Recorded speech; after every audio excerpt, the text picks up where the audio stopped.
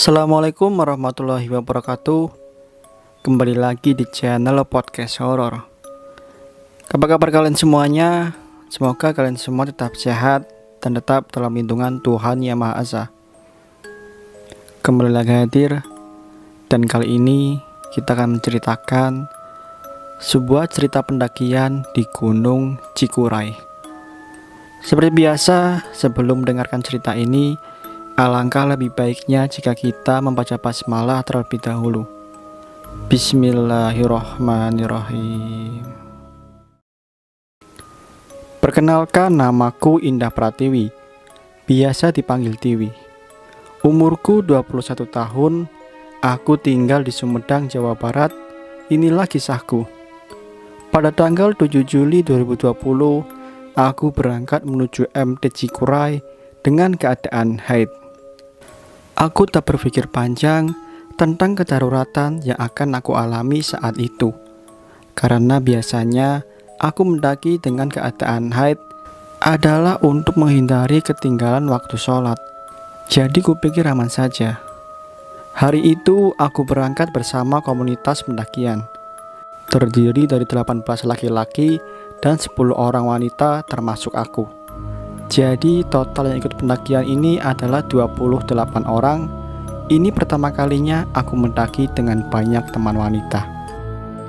Kita semua berkumpul di Parakan Muncang, Sumedang, tepatnya di salah satu supermarket di wilayah itu. Sekitar pukul 8 malam dengan menggunakan 2 mobil dan beberapa sepeda motor. Mobil yang kami tumpangi melesat dengan cepat di kerumunan kendaraan lain di sisi kanan dan sisi kirinya. Selama di perjalanan, kami mengobrol seputar pendakian dan tanpa terasa sudah 4 jam lebih. Akhirnya kita sampai di Pemancar sekitar pukul 12 malam dan kita bergegas membawa peralatan kita masing-masing dan kita putuskan untuk beristirahat di shelter tanpa dinding itu. Tanpa intro, kita semua tertidur lelap. Mungkin karena di sepanjang perjalanan kita semua tidak tidur. Udara yang dingin pun mulai mengganggu tidur gelapku, dan tanpa terasa hari sudah menjelang pagi. Aku pun bangun dan langsung prepare untuk persiapan menaiki nanti. Setelah persiapan beres, kita semua sarapan. Sedang asik-asiknya kita makan, hujan pun turun, diimbangi dengan kabut saat itu. 1 jam berlalu, akhirnya hujan pun reda dan kita siap-siap melakukan pendakian pukul 9 pagi. Di sini kita bagi 3 tim dan aku ikut tim pertama. Setelah berdoa, kita langsung naik dengan beberapa teman pada saat itu.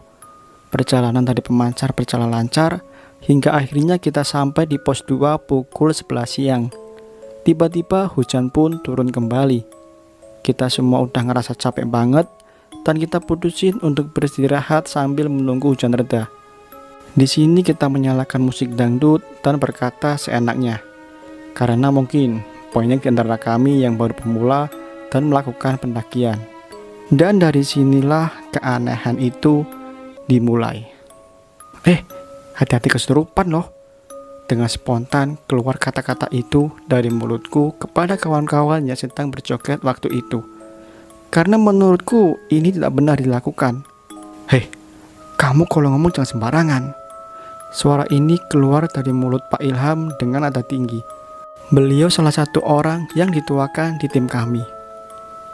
Maaf Pak, saya nggak sengaja, jawabku singkat. Padahal aku menegur buat kebaikan mereka juga. Tapi ya sudahlah, pikirku. 1 jam kemudian tim kedua pun sampai di tengah-tengah hujan yang lebat. Mereka bergabung dengan timku dan kita menunggu tim 3 sampai. Tapi setelah menunggu hingga 30 menit, mereka tak kunjung terlihat padahal hujan sudah reda. Kita tetap berpegang pada prinsip. Jangan tunggu yang di bawah, lanjut terus. Prinsip ini diberikan ketua kelompok pada kami semua. Aneh sih menurut gua. Waktu menunjukkan sudah pukul 1 siang. Akhirnya aku memutuskan untuk melanjutkan perjalanan kembali bersama tim 1.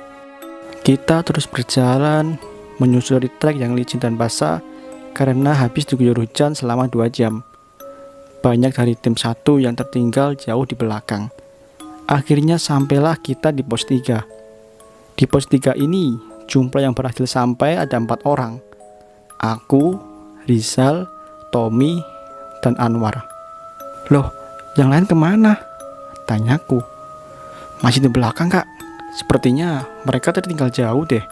Jawab Tommy yang kebetulan tepat berada di sampingku. Terus gimana nih? Tanya Rizal pada Tommy. Lanjut aja, mumpung gak hujan.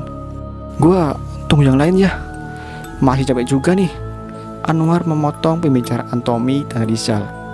Aku hanya diam mendengar pembicaraan mereka. Tidak mungkin aku meninggalkan Anwar sendirian di sini, meski Anwar sudah sering mendaki.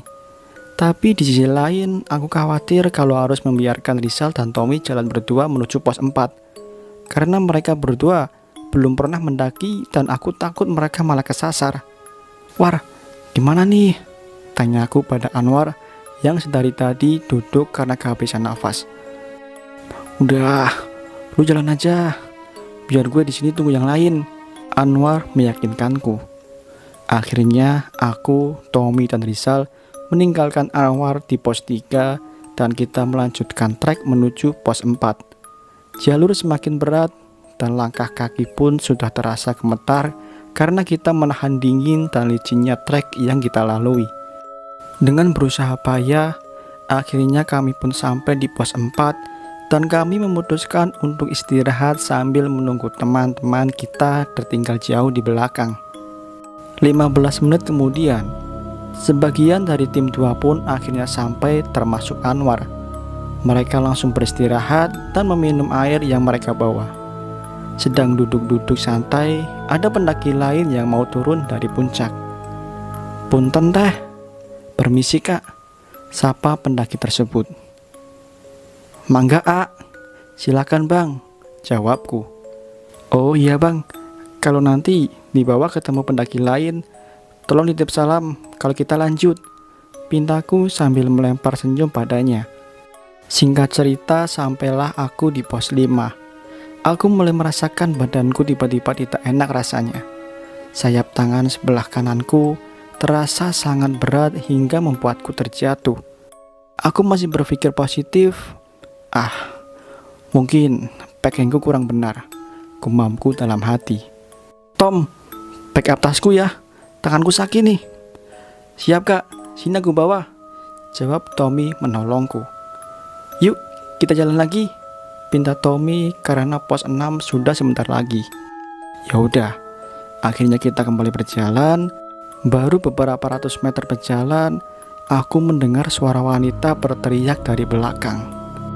Aku tengok ke belakang, ternyata itu suara Rani yang tiba-tiba saja terjatuh. Aku lihat Rani sepertinya tidak bisa berjalan dan aku putuskan untuk membawakan tas carrier-nya. Akhirnya kita pun melanjutkan perjalanan kembali. Aku berjalan di urutan ketiga. Di depanku ada Tommy dan Rizal.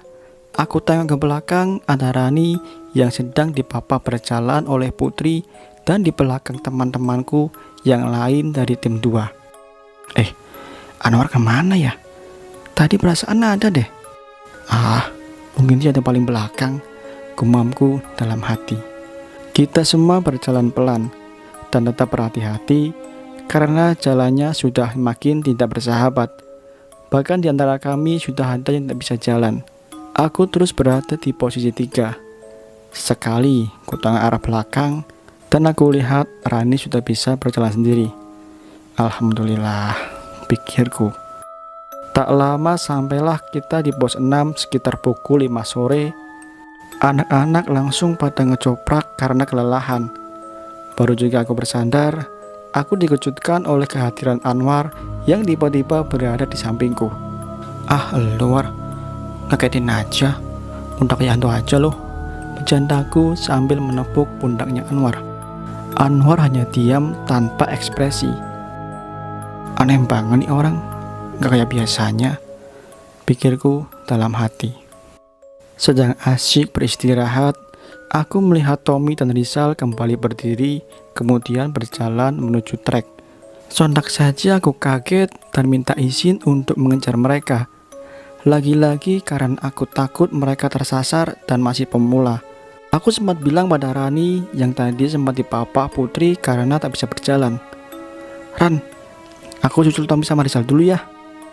"Iya kak, aku di sini dulu ya kak," jawab Rani sambil memegangi kakinya.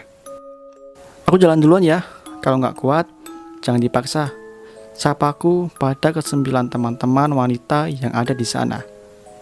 Baru aku ingin melangkah, sempat aku berpikir, tadi kan ada Anwar, kok tiba-tiba hilang? Mungkin sedang kencing. Jalanlah aku sedikit menjauh. Si Putri kemana ya? Kok nggak ada juga? Ku tengok ke belakang, dan benar saja Putri tidak ada di samping Rani. Sedari tadi bulu kuduku merinding, telangkah kakiku semakin berat seperti ada yang memegangiku. Mungkin perasaanku saja. Gumamku menguatkan fisikku yang memang sedikit letih. Aku lihat cuma Aji yang ikut dan menyusul Tommy dan Rizal. "Ayo kak, semangat," Aji bicara sedikit keras. Kami berdua terus berjalan dan sampailah di pos 7. Aku tak melihat Tommy dan Rizal di sini. Tubuhku semakin letih dan terasa ada yang aneh. Aku menggigil kencang sebelah tubuhku terasa panas. Aku mulai merasakan pusing sekali hingga akhirnya aku putuskan untuk bersandar di batu besar. Baru beberapa menit beristirahat, Aji bicara padaku. "Ayo kak, jalan lagi, ntar malah kejebak malam. Gue kan gak bawa senter." "Iya juga ya, gue juga lupa bawa senter," jawabku pada Aji. Kita lanjut jalan berdua dan terus berjalan. Langit pun akhirnya mulai berubah gelap. Ku tengok jam tanganku pukul 6:30 malam. Akhirnya sampailah kita di pos 8. Di sana aku melihat ada Tommy dan Rizal. Sebentar, apakah itu Putri yang berada tepat di sebelah Tommy? Jujur aku kaget, karena cuma aku yang lanjut berjalan, sedangkan semua teman wanitaku beristirahat di pos 7. Apakah itu benar Putri? Kenapa Putri tahu-tahu berada di sini? Padahal jelas-jelas tadi ia ada di bawah. Sudahlah, gak terlalu kupikirkan. Langit sudah semakin gelap, kita siap buat ngediriin tenda. Beberapa menit kemudian tenda kita terpasang. Dari kejauhan, aku melihat ada yang berlari di jalur pos 7 dan langsung menghampiri kami yang sedang kelelahan. Aku perhatikan, ternyata itu adalah Doni dari tim 2 yang bersama dengan Siska dan Anwar. "Kak Tiwi, di pos 7 ada yang pingsan," ungkap Doni terengah-engah. "Hah? Pingsan? Terus gimana sekarang?" tanyaku dengan panik. "Alhamdulillah udah ditangani kak," jawab Siska. "Alhamdulillah kalau memang sudah ada yang menangani." War, diam aja lu dari tadi," tanyaku pada Anwar. Anwar hanya diam dan tersenyum dingin lalu pergi. "Anwar kenapa sih?" pikirku dalam hati. Aku melihat Doni dan Siska malah terbengong melihatku entah kenapa. Pada bengong. "Udah sana, ikut pasang tenda," teriakku menyadarkan mereka berdua. Iya kak," mereka menjawab dan langsung bergabung. Kita akhirnya mendirikan tenda satu lagi. 2 tenda sekarang sudah berdiri. Kita langsung siap-siap untuk membuat makanan. Kita masak mie instan dan beberapa menit kemudian mie pun matang. Gak pakai lama langsung kita santap bareng-bareng. Sehabis makan kita hanya berbincang-bincang. Tiba-tiba Siska mengeram dan menggigil. "Sis, kamu kedinginan?" "Iya kak, aku alergi dingin," jawab Siska padaku. "Ya udah, kamu masuk tenda aja, ganti baju kamu ya." Iya kak," jawab Siska dan kemudian disusul Putri yang ikut Siska masuk ke dalam tenda. Aku melanjutkan mengobrol dengan yang lain. Hari semakin dingin rasanya, ngantuk pun mulai terasa. Aku lihat Siska sudah membuka resleting tenda. Itu tandanya ia sudah selesai ganti baju. Aku putuskan untuk tidur. Tapi aku minta tidur berlima karena takut, dan entah kenapa aku seperti dilanda khawatir sedari tadi. Aku seperti habis melihat hantu. Akhirnya Tommy dan Rizal pun menemani aku di tenda 1. Sedangkan di tenda 2 ada Aji, Doni, dan Anwar. Aku langsung merebahkan tubuhku karena memang letih. Tapi aku berinisiatif untuk mengecek ulang jumlah kita malam ini. Aku keluar tenda menghampiri tenda mereka. Aku hitung ada 2 orang, Doni dan Aji. Lalu aku kembali ke tendaku dan menghitung ada 5 orang termasuk aku. Total tim kami saat ini 7 orang. Loh, harusnya kan 8. Satu lagi siapa? Aku terus berpikir dan berbicara dalam hati. Sambil berpikir, aku melirik tepat ke belakang tenda. Ada sosok bayangan hitam besar. Aku ketakutan. Jantungku terpompa sangat cepat. Dan entah kenapa aku pun tertidur pulas. Sampai aku terasa angin di malam itu bertiup sangat kencang sekali. Aku sempat melihat jam tanganku. Ternyata pukul 11 malam. Dan benar saja, hujan pun turun disertai petir yang menggelegar hingga ke jantung.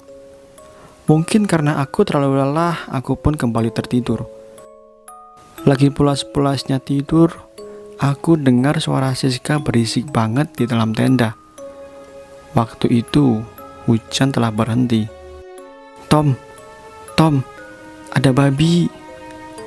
Oh, iya tuh. Buset, banyak banget ya. Tommy dan Siska heboh sambil cekikikan. Mungkin ini pengalaman terbaru mereka melihat babi hutan dengan jarak sedekat ini.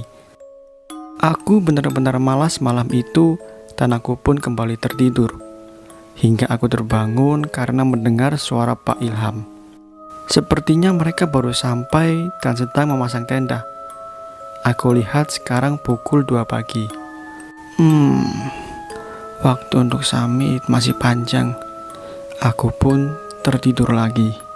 Aku pun terbangun pukul 6 pagi. Aku bangun dan siap-siap untuk summit. Aku pun keluar dari tenda dan berniat membangunkan Pak Ilham yang tadi malam baru datang. Sleting tenda aku buka dan aku keluar.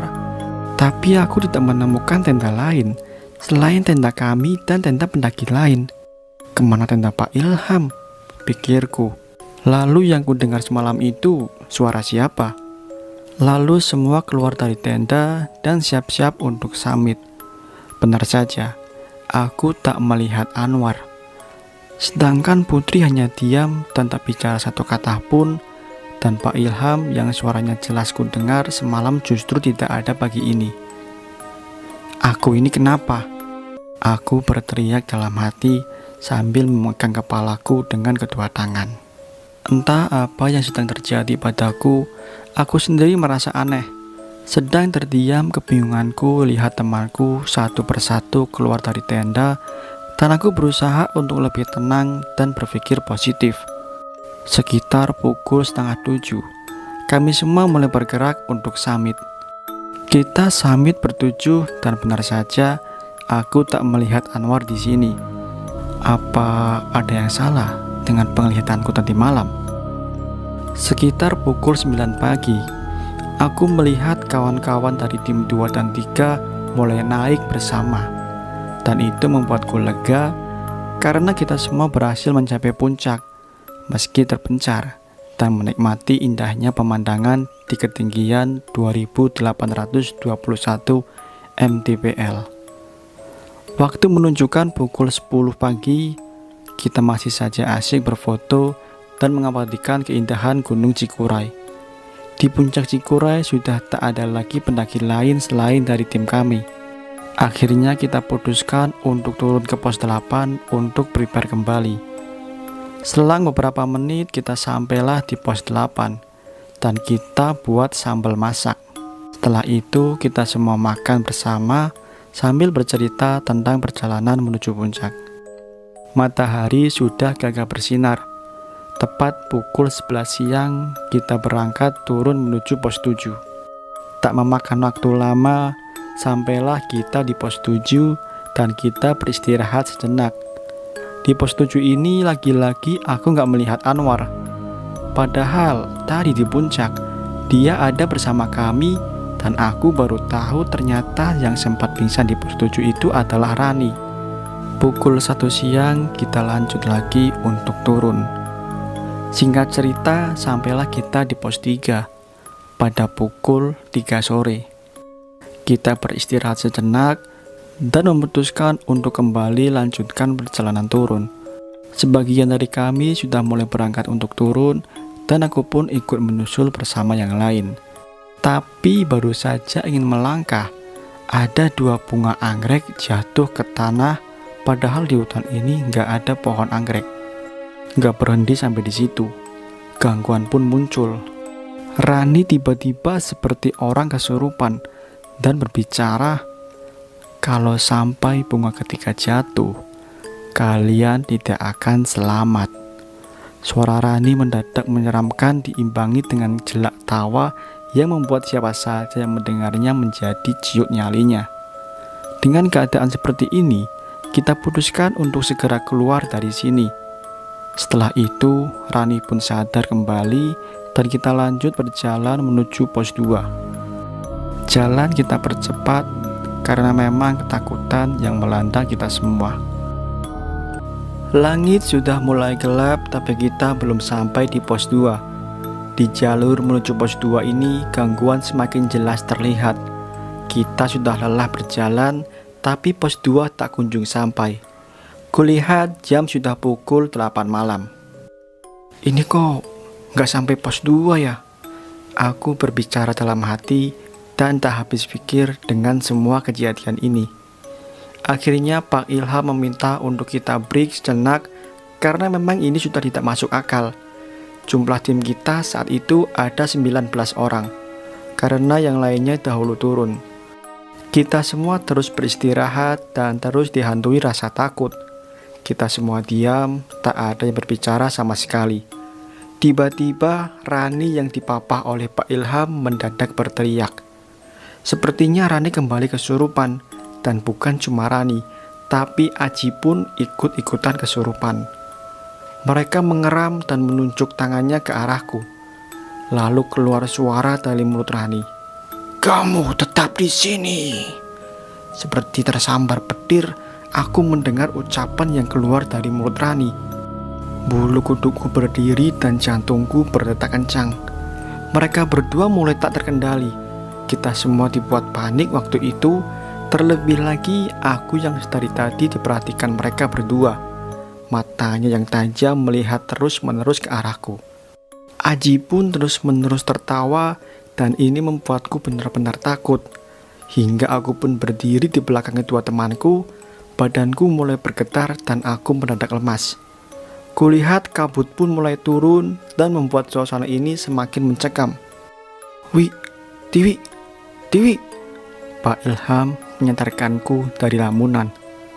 "Plesit, ada sama kamu kan?" tanya Pak Ilham. "Iya Pak, ada nih di tas Tiwi." Aku membongkar tasku dan segera mengambil Plesit dan menyerahkan ke Pak Ilham. Plesit dipasang untuk melindungi kami dari kabut malam itu. Kita benar-benar tak bisa bergerak dan bingung karena selama berjam-jam pos 2 belum terlihat.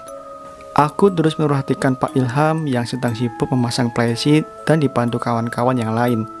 Setelah Plesit terpasang, aku lihat ada sesuatu di belakang Pak Ilham. Iya, ada bayangan hitam besar persis di belakangnya. Sontak aku bengong ketakutan. Tiwi, kamu kenapa?" seru Pak Ilham memperhatikan tingkahku. Ada itu." Tanganku menunjuk ke arah belakang Pak Ilham. Dengan perlahan Pak Ilham menengok ke arah belakang dengan menggunakan senter. "Mana? Gak ada apa-apa kok," jawab Pak Ilham. Tapi aku masih dengan jelas melihat bayangan itu berada tepat di belakangnya. Aku langsung menghampiri Tommy dan Rizal. "Tom, aku lemas. Aku takut. Aku udah gak sanggup lagi." Perasaan ini membuatku tidak terkontrol dan ingin cepat-cepat keluar dari hutan ini. "Kak, istighfar. sambil tangan Tommy memegang pundakku dan aku disuruh duduk oleh Rizal. "Istirahat dulu kak, kakak kayaknya kecapean." Akhirnya aku pun turuti perkataan Tommy dan Rizal. Aku pun duduk sendiri dan tidak ada yang aku pikirkan selain beristirahat waktu itu. Suasana saat itu tiba-tiba menjadi sunyi. Yang tadinya ramai kini menjadi tenang. Entah apa yang sedang terjadi, tapi ini sedikit membuatku lega. Aji dan Rani pun mulai tenang. Bayangan hitam besar yang tadi kulihat pun sudah tidak ada. Dan di sini baru aku melihat Anwar sedang duduk bersebelahan dengan Putri. Aku senang akhirnya bisa melihat mereka, namun aku merasa kalau ia benar-benar aneh. Kawan-kawanku hanya duduk terdiam. Mungkin mereka lelah dengan semua yang telah terjadi pada kita. Saat itu, aku merasakan betapa perih mataku, dan aku pun merasa kalau wajahku penuh dengan air mata. Kak Tiwi, kulihat wajah Aji tepat persis berada di depanku. Sontak saja ku kaget, karena setauku Aji tadi kesurupan. Pergi, jangan dekati aku. Aku mengelak karena takut dengan Aji. "Kak, sadar kak, ayo kita pulang." Kurasakan tangan Aji menepuk-nepuk punggungku.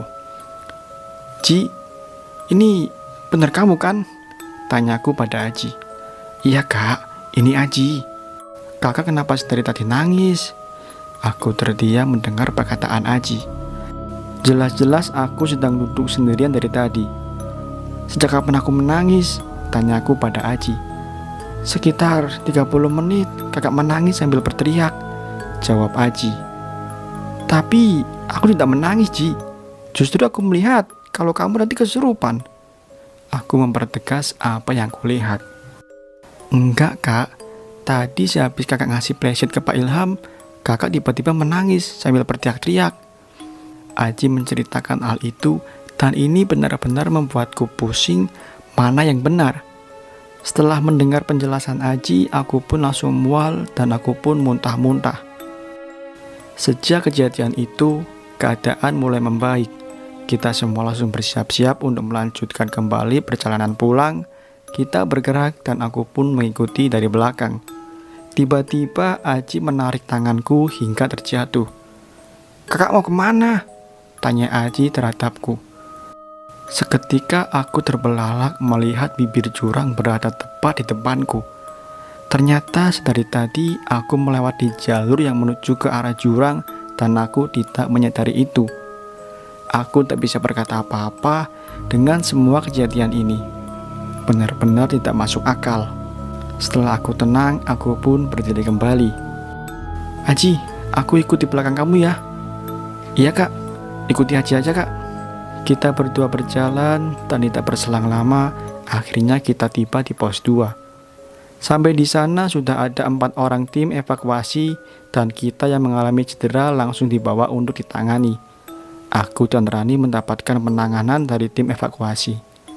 Rani dipijat kakinya karena memang Rani sama sekali tidak bisa berjalan waktu itu. Setelah Rani selesai dipijat, kini giliran aku. Dari mulai pergelangan tangan hingga ke bahu atas.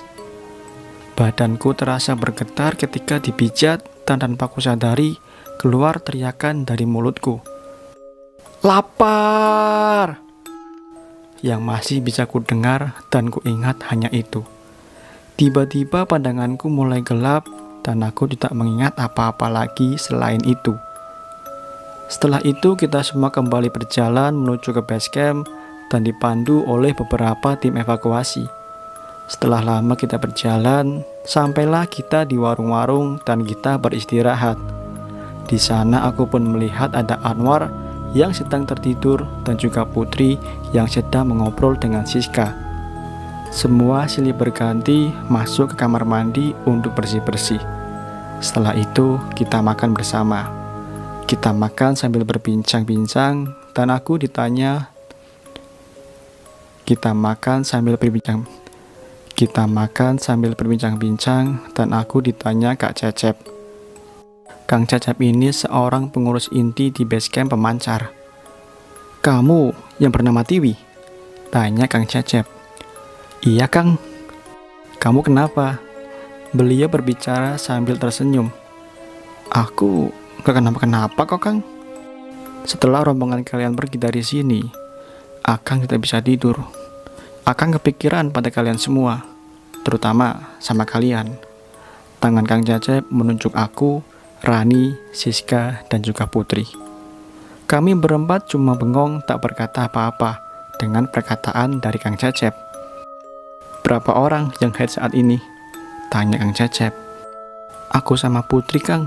Aku menjawab dengan singkat. Kamu salah, kata Kang Cecep. Maksudnya? Tanyaku bingung. Sebenarnya yang haid saat ini ada 8 orang dari kalian. Kang Cecep menegaskan perkataannya. Aku benar-benar mulai bingung apa yang dimaksud Kang Cecep. Jadi selama ini dari 10 orang wanita cuma 2 orang yang tidak haid dan 8 orang lainnya itu haid semua. Lalu kenapa kamu selalu mengambil jalan ke kiri terus? Kang Cecep kembali bertanya padaku. Enak aja Kang, jalannya tuh landai Kang, dan gak terlalu sulit lah, jawabku. Landai dari mana? Kalau kakak mau tahu, di samping kakak itu jurang. Putri tiba-tiba saja memotong pembicaraanku dengan Kang Cecep. Aku hanya bengong mendengar Putri bicara. Pantas saja sewaktu aku di pos 5, aku terasa ingin jatuh terus. Bahkan sampai 2 kali aku terjatuh. Lalu kenapa kamu seperti takut dengan Rani? Kang Cecep kembali bertanya. Rani kesurupan Kang, dan aku seperti diancam, jawabku ketakutan. Justru aku tidak melihat kamu sewaktu perjalanan trek pulang. Rani berbicara. Jelas-jelas kamu tuh yang kesurupan Ran. Banyak saksinya kok, jawabku ke Rani. Dan tiba-tiba Putri berbicara. Aku justru takut waktu lihat kakak di dalam tenda. Karena yang aku lihat itu sepertinya bukan kakak. Makanya aku tidur menghadap belakang karena aku takut dengan kakak. Putri berbicara sambil duduk meringkuk. Aku semakin bertambah bingung apa yang sebenarnya terjadi. Kang Cecep menjelaskan bahwa ada 2 sosok yang mengikuti kalian. Sosok yang berada di tubuh Tiwi adalah Wulan, dan yang berada di tubuh Rani adalah sosok jahat penghuni sini. Wulan siapa Kang? Tanyaku. Wulan itu seorang perempuan desa yang dibunuh oleh pacarnya dan dibuang ke gunung ini. Namun sampai sekarang jasadnya tidak diketemukan. Wulanlah yang menyelamatkan kalian dari penunggu sini. Mendengar penjelasan dari Kang Cecep, kami semuanya diam dan merenung. Aku lihat jam sudah pukul 2 pagi. Kang Cecep mempersilahkan kami untuk beristirahat. Kami pun tertidur lelap dan tanpa sadar pagi pun datang dan kami bersiap-siap untuk pulang. Kami pun pamit pada Kang Cecep dan berterima kasih atas pertolongannya setelah mau berangkat. Lagi-lagi aku tidak melihat Anwar dan juga Putri. Dan itulah tadi akhir dari cerita pendakian Gunung Cikuray. Dimanapun kita berada, sudah sepatutnya kita saling menghormati dan tidak mengganggu satu sama lain. Jaga perkataan, jaga perbuatan. Sampai jumpa di cerita selanjutnya.